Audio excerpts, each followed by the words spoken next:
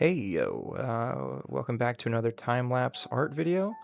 Um, just wanted to talk about something a little bit different. In the background, there should be a tune that a lot of people recognize. This is a tune by the composer Eric Satie, and he really is kind of the first person who came up with the idea of ambient music. The way he worded it is sort of interesting, and I appreciate how he worded it. He's quoted as saying, "I am writing music that is not meant to be listened to." Something about that description, I really really love it. But see, apparently he was also known to when people would come to his concerts. He would tell people to walk around, move, talk, do other things. Don't listen to the music. Um, Now, he wrote stuff around, the early 1900s, late 1800s, was when he was composing. And so he was a bit of an odd duck, a little eccentric. People thought he was crazy, right? Because he's writing music that shouldn't be listened to. It's like, well, why else are you writing music? You know what I mean? At the time, that was unheard of. But I think technically, it's sort of genius, and I would like to sort of think through the idea of ambient music and sort of explain why I think it's an amazing invention, and we got to tip our hats off to Eric Satie.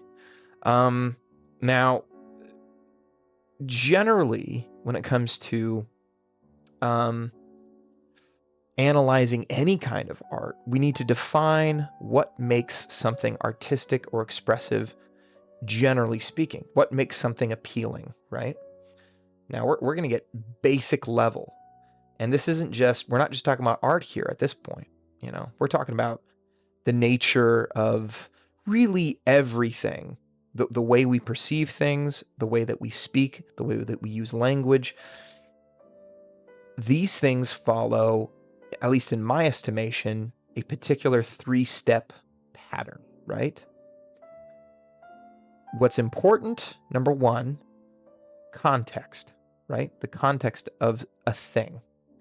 Context informs contrast, and contrast informs meaning. And really, I think that's the nature of kind of everything. Language works this way, vision works this way. The only way that you know that you can see clearly, seeing clearly means you're able to differentiate one object from another object. So let's explain this in a more simple way, shall we? Say you have a white canvas and I have a paintbrush. I dip that paintbrush in black paint and I just draw a line. I paint a line on just the middle of the white canvas. The context is the white canvas. I can really only understand the paint on the canvas. The only context in which I can understand the paint is to understand the canvas. The canvas provides context. The contrast comes when you see the difference between the canvas and the paint. So that's contrast. And in order to perceive, so because you have perceived that contrast, you can now perceive meaning, right? A black line in the middle of a canvas could be an I or a lowercase l, right? So there's some meaning that you can derive from that. Now, it's very basic, fundamental meaning, but that's how you know it's how you make meaning from anything, right? It's how you can determine whether or not something is meaningful. So, how you determine, and so meaning, art is just an expression of some sort of meaning, right?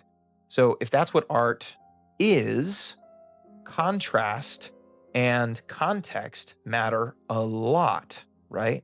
Now, in a normal musical piece, what provides context and contrast, a lot of times, I'd say the base fundament, well, you have differentiation in instruments, for example, right?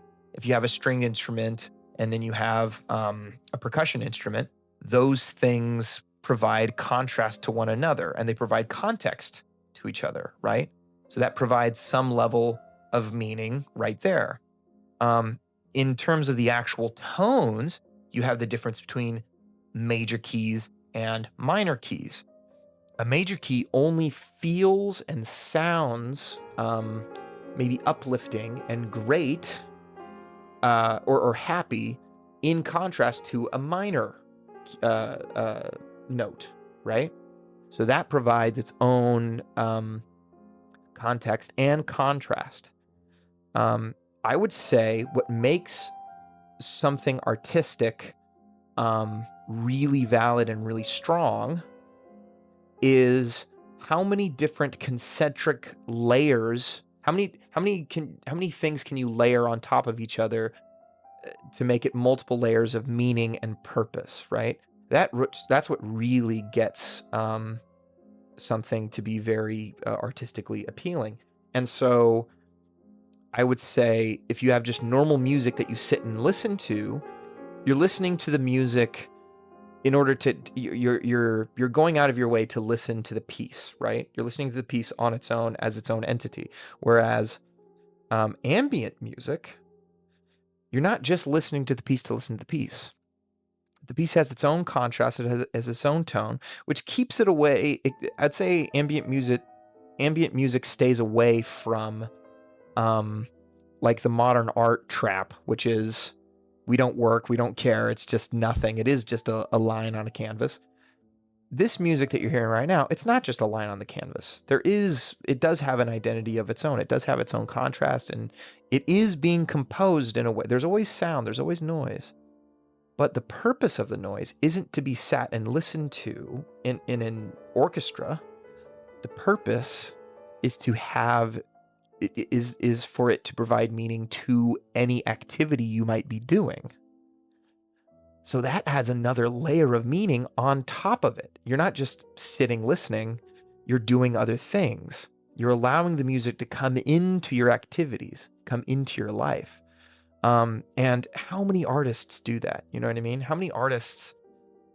I do it. I listen to ambient music while I'm doing art a great deal. And I'm sure a lot of other artists do that. Not just artists, but if you're cleaning a room or if you're, you know, so many people have used this music for so many different things.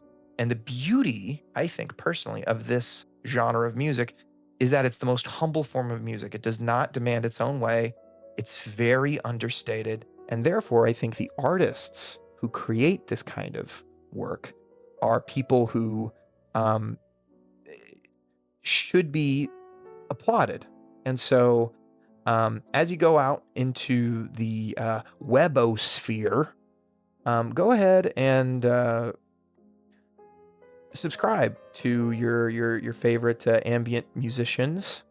They deserve more attention than they get. They've done a lot of good, and I think anything that is humble and anything that is beautiful and anything that provides meaning should be something that's applauded. Because that's my Lord loves the humble and he opposes the proud. And so thanks for listening, and catch you on the flip side. God bless.